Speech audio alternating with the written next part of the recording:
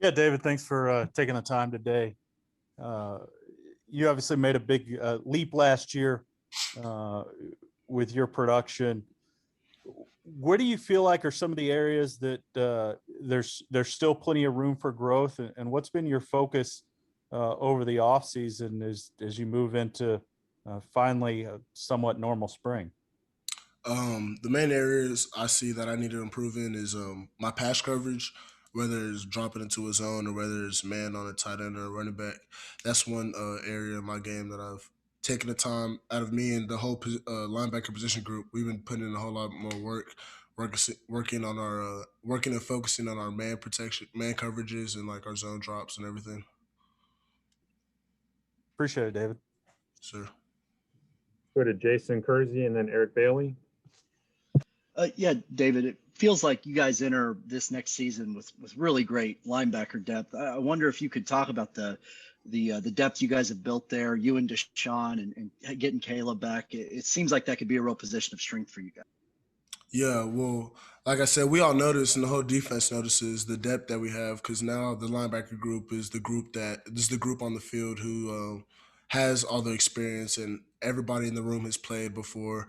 We don't necessarily have any freshmen in the room right now, so it's a whole bunch of competition every day, and we love that, because the next guy up could be the next guy up just like that. So we're always pushing each other, and we're always doing seeing what we can to improve, and make the person next to us improve. Thanks, David. Sure. Eric Bailey, Tulsa World, and then Kerry Murdoch. Dave, thanks for your time. I want to ask you about a teammate. Can you talk? I know it's a different position group, but can you talk a little bit about the maturation process of a teammate like Jeremiah Cordell, and how much can a player like him impact the defense? Jeremiah, just like y'all been hearing and everything, he's made a huge jump from last year to this year, and he's gonna have a huge impact on the defense because not only from his play, but he's a lot more vocal out there. He's really established himself as a leader, and a lot of the young guys, and even me, he's in my class, but I look to him sometimes as someone to, fire the defense up before we go out there.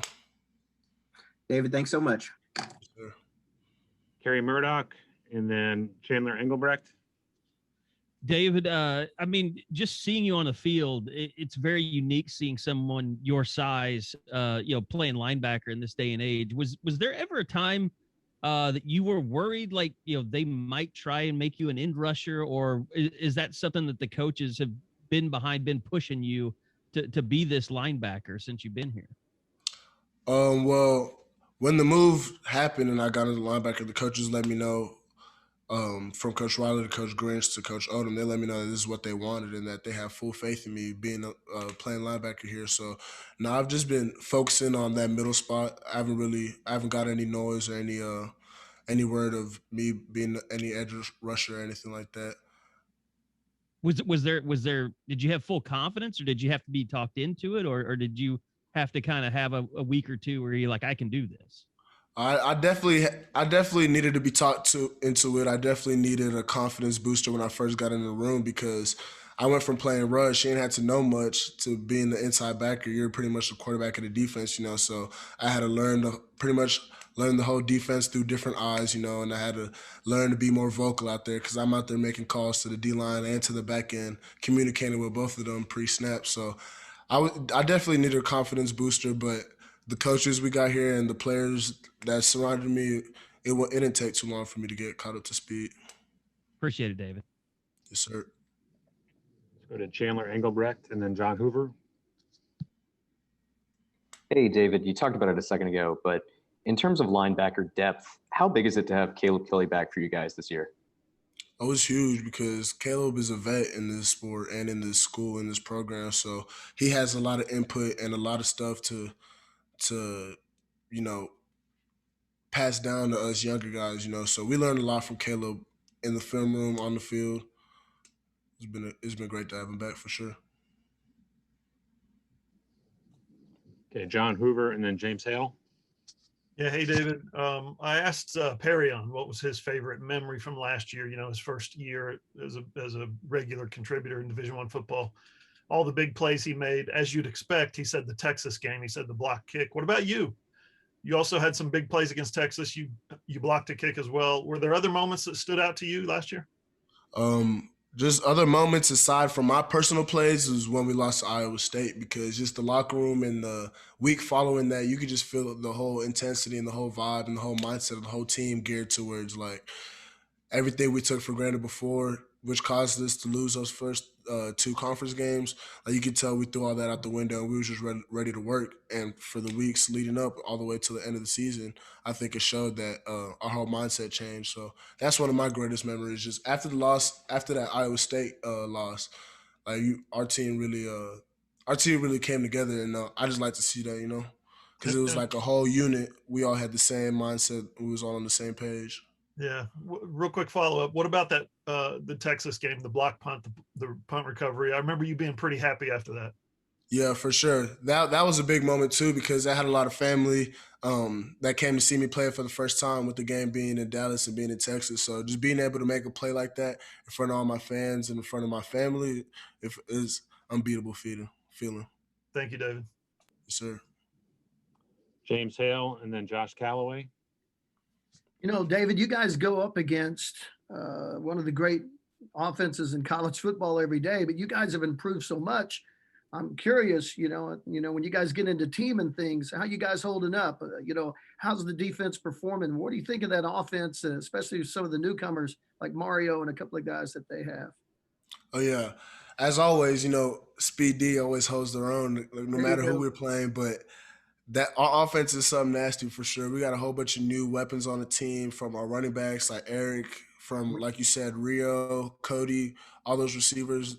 They get real freaky out on the outside. So I'm excited to see them against other teams. But yeah, it's always a good matchup, a good competition every day in practice. But you know me, I like Speedy over it. Absolutely. Hey, it's always better. If they can't score, you can't lose, right? Come on, yes sir. Thanks. Okay, Josh Calloway and then Lee Benson. Yeah, David, kind of going right off of that, just in the third year now with Alex Grinch, just how much further along, obviously he didn't get a spring last year, but how much further along do you feel like just as a whole, the defense is at this point, early in the spring than, maybe the last couple of years?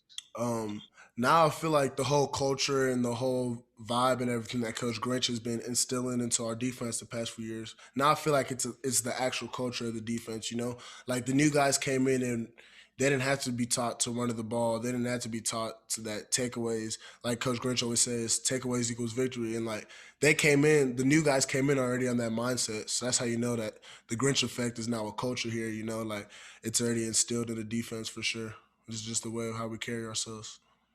Appreciate it. Yes, sir. Okay, two more. We got Lee Benson and then Ryan Chapman. Hey, David, I kind of wanted to ask a follow-up to your memory from last year about after the Iowa State game and how everyone came together and everything kind of changed for you all. Obviously, you didn't lose a game the rest of the season from there. Is it possible to continue that mindset into an offseason, into spring practice, into a next year? Is it possible to continue that long through, a game that ended, last September?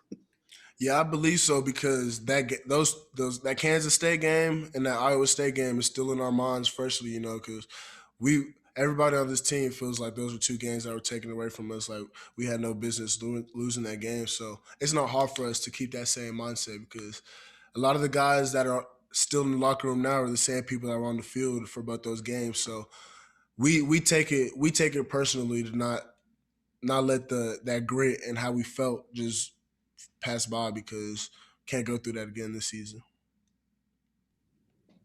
Thank you. Okay, and we'll close with Ryan Chapman. Hey, David, thanks for doing this.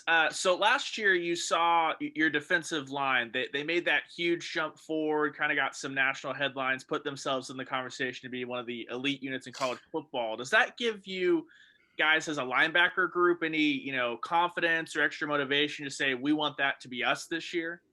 Oh, yeah, it gives us all the confidence, because we've already known that about our D linemen, and it just took the rest of the world and the rest of the college football world to catch up and finally realize it. And that's exactly how we feel about this linebacker group. Like, we have real vets in there. We got Asamoah, we got D. White, like you said, Caleb Kelly. We got a whole bunch of guys that go under the radar but are real dogs, and everybody in that room can play. So we already feel as if that's us. We just got to wake up the rest of the college football world.